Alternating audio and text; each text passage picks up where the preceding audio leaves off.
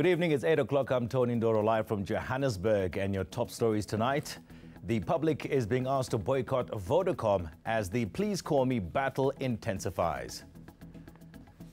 Inconsolable parents shun a meeting with the men who killed their son. The convicted murderers want to send the Mushweu family their condolences. The South African Human Rights Commission is taking self-confessed racist Angela Gritzi to court over his K-word tirade. Vodacom faces a national shutdown if it doesn't adequately compensate the Please Call Me inventor by 10 o'clock tomorrow morning. The ultimatum is the latest development in the increasingly public saga. The mobile provider has had a protracted legal battle with its former employee Nkosana Makate. John Bailey has that story for us. Pay up or face the consequences. So says the Please Call Me movement. It's been fighting the cellular giant since 2007 to pay the inventor Nkosana Makate. It's believed Vodacom has made billions of rand from the service, which allows subscribers who don't have airtime to send a free call request SMS to recipients.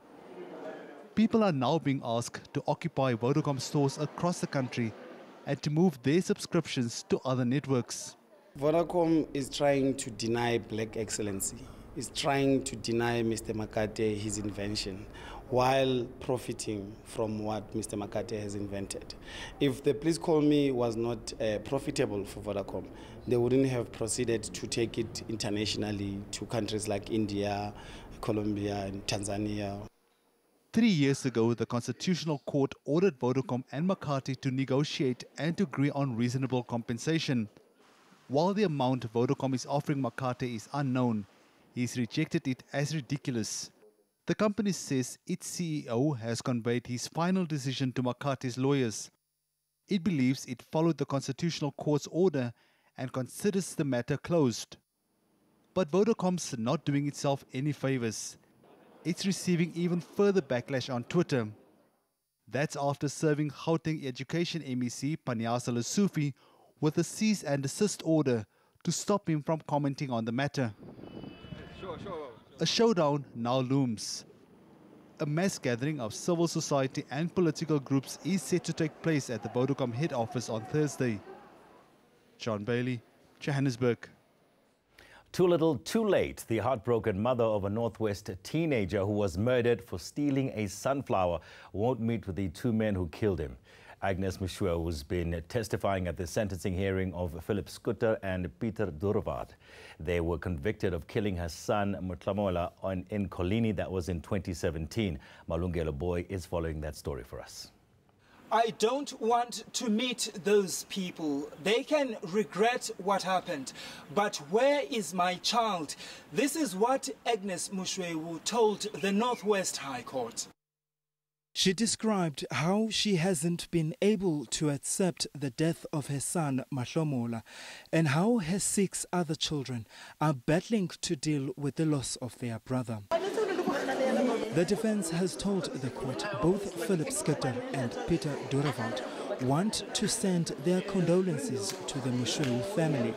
They are saying they regret the teenager's death. The 2 convicted murderers' mothers and wives also want to offer their support to the Mushweu family. But Agnes Mushweu says it's too late. She directly asked this defense advocate how she would feel if her own child was killed. Skutter and Durvald's families would not speak to us, while Mahlomola's father wants the strongest sentence possible, life behind bars.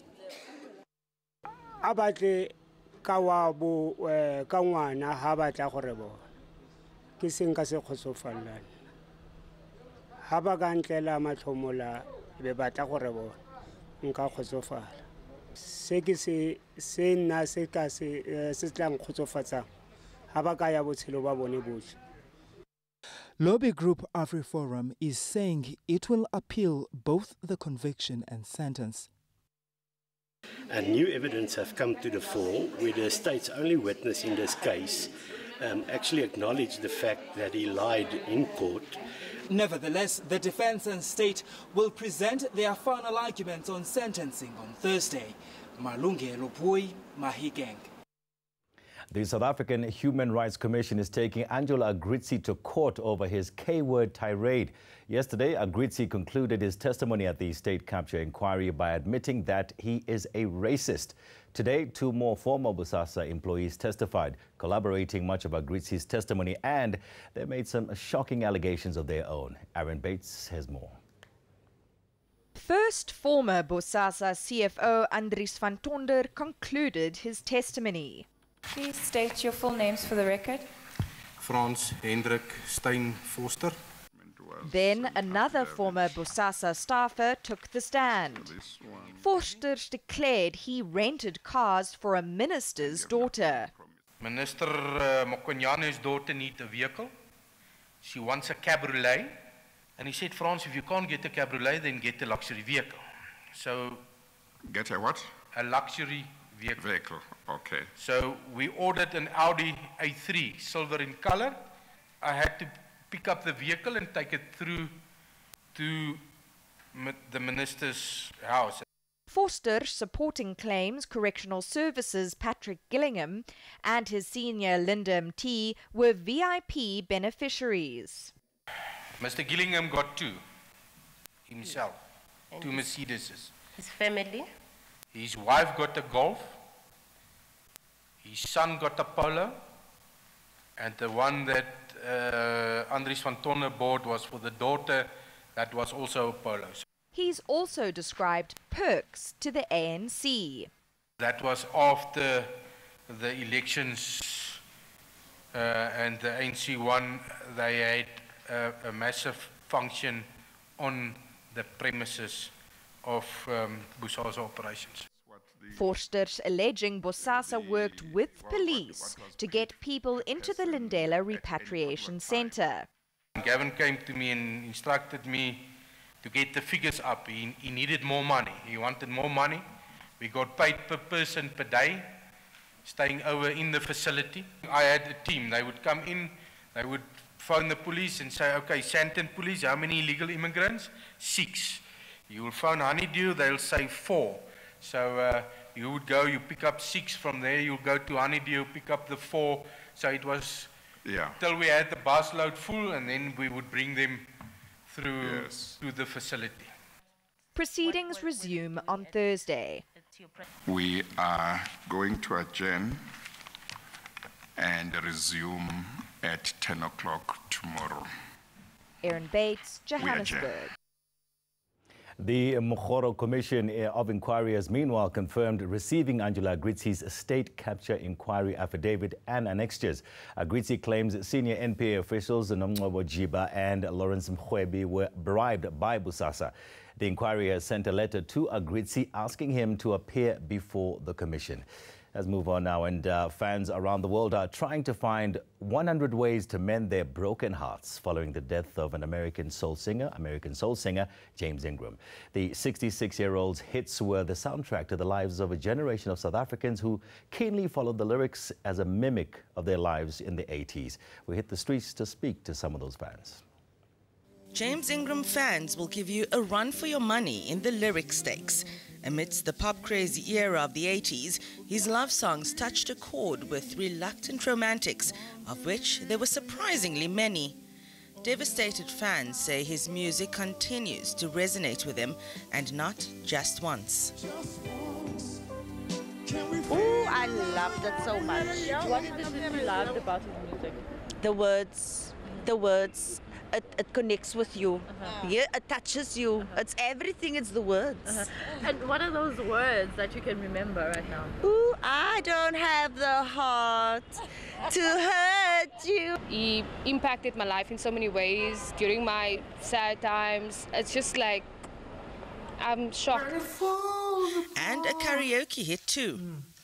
There's no easy way to break somebody's heart. His hits include 100 Ways, Just Once, Baby Come to Me, and I Don't Have the Heart, his only solo to reach #1.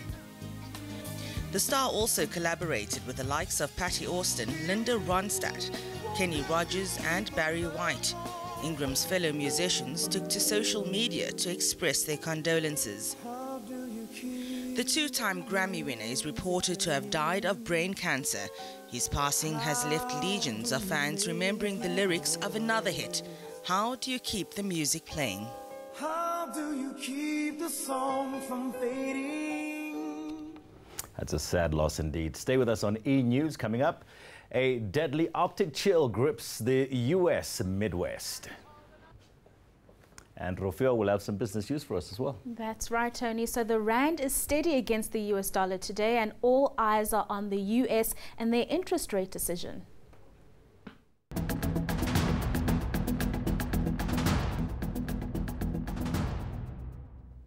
Welcome back and thank you for staying with us. Time for business news now with Rofio Kwasatu planning a nationwide strike. A nationwide strike indeed, Tony. So they are the country's biggest labor union with about 1.6 million members. So when we say it's a strike that could cripple the economy, it's no joke. So they are in crucial sectors like manufacturing, finance, and of course they make up a huge amount of the public sector. So what they're striking against is the fact that state-owned entities and a lot of private companies are retrenching. Eskom has confirmed 7,000 retrenchments in the next 5 years. The SABC is retrenching 1,000 workers. Impala Platinum, a third of its workforce, and Sibanye Stillwater, 12,600 workers. So on the 13th of February, COSATU has said that this may not happen under its leadership. Its workers will down tools and strike until such time as a moratorium can be reached with the various stakeholders that have been involved in this particular retrenchment. Okay, we'll see if that does come to fruition. How do the markets react to this?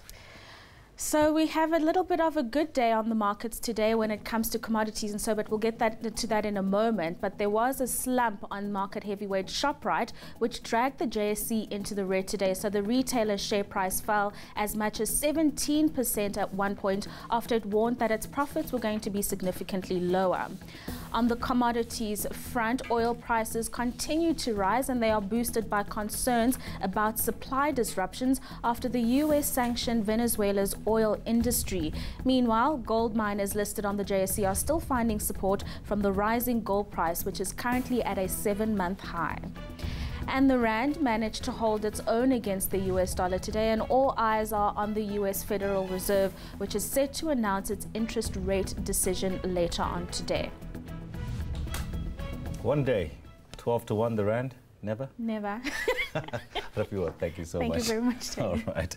Okay, that's your business news for now. Let's move on to some news from overseas. And British Prime Minister Theresa May is under pressure to renegotiate her Brexit deal. MPs voted last night on a series of amendments. She's expected to have a revised deal by February the 13th. But the EU has already said it's not willing to reopen the negotiations. Britain is due to leave the EU in less than 2 months. And a blast of Arctic air has brought dangerously cold conditions to wide areas of the United States. At least 6 people have died. The Midwest has taken the brunt of it, with temperatures plunging to minus 33 degrees in Milwaukee. And also, the chill wind factor comes into play, and it feels like it's minus 46. More than 1,000 flights have been cancelled, and schools will be closed in some cities. After the break, we go to Louis at our weather center for your live weather report. And then one woman is sweetening the lives of a community in the Cape Flats.